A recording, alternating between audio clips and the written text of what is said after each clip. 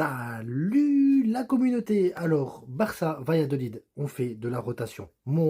J'ai fait un live il y a une demi-heure d'ici où je parle du 11 type. Mais pour ceux qui s'intéressent uniquement au 11 type, eh ben, je vous l'annonce tout de suite, les gars. Comme ça, vous n'avez pas besoin de voir la vidéo 30 minutes. On a parlé de mercato, on a parlé de plein de trucs, mais peut-être que vous, ça ne vous intéresse pas.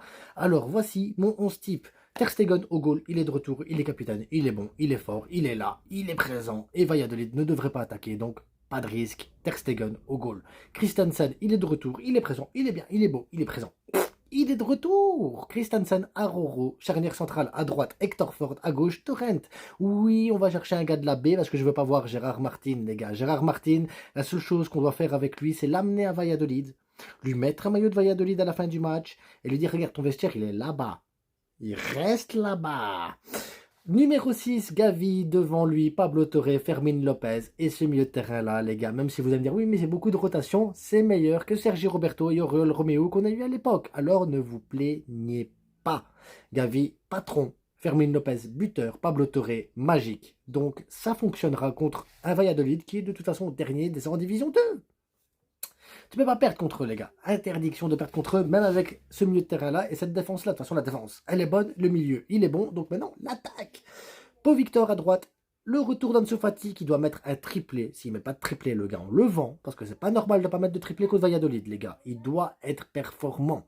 À gauche, Dani Rodriguez, la nouvelle pépite du Barça, les gars. Parce que ce gars-là, ça va être une pépite. Comme le défenseur gauche, de toute façon, une pépite. Et on a en deuxième mi-temps Darvish qui pourrait monter à la place de Gavi pour qu'il se repose un petit peu. Balde qui doit prendre des minutes à la place de Torren. On doit avoir Garça qui doit prendre la place de Fort pour qu'il s'habitue à ce poste à droite un petit peu. Et après, suivant la physionomie du match, tu regardes qui tu fais rentrer. Mais pour moi, on est dans un 100% de rotation contre une équipe qui descend en division 2, contre une équipe qui est dégueulasse et un Barça qui est fort. De toute façon, ton banc est censé performer même contre ce genre d'équipe, les gars.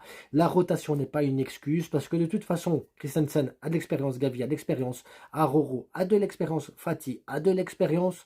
À un moment donné, les gars, tu dois faire avec ces joueurs-là. Et ils ont la capacité de le faire. Fermin Lopez a de l'expérience, Ter Stegen a de l'expérience. Donc au final, à part 4 joueurs qui ont un peu moins d'expérience, ça reste une équipe totalement possible d'éclater cette équipe de Valladolid. Et quand je dis éclater, même 1-0, ça me suffit, les gars. Parce qu'on prépare le match contre l'Inter. Ça va être quelque chose d'important. Et j'ai besoin d'avoir Yamal au repos, Pedri au repos, Koubarsi au repos, et Aroro au repos, et Ter Stegen au repos. Et j'ai besoin que tout le monde se repose correctement. Inigo à la place d'Aroro, les gars, c'est ça. Je fais trop vite. En attendant, abonnez-vous, likez, partagez. Et on se retrouve ce soir pour un live à 22h30 avec un abonné. Et demain pour le débrief à chaud. Et la suite. Donc abonnez-vous et portez-vous bien.